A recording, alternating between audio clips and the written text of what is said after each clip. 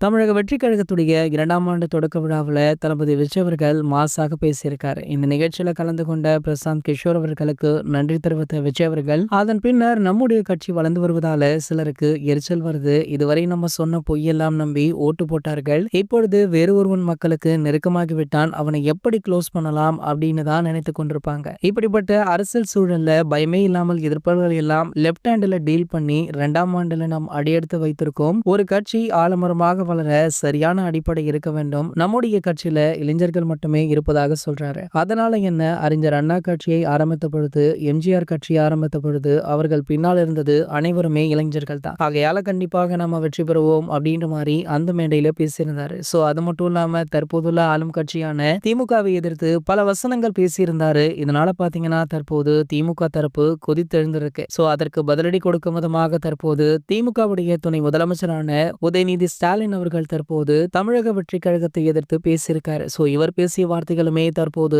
சமூக வலைதளங்கள்ல வைரலுமே ஆகிட்டு இருக்கு. இது போன்ற செய்திகளை பத்தி நீங்க உடனே தெரிஞ்சுக்க நம்மளுடைய தளபதி 360 அப்படின்ற நம்ம சேனலை சப்ஸ்கிரைப் பண்ணிக்கோங்க.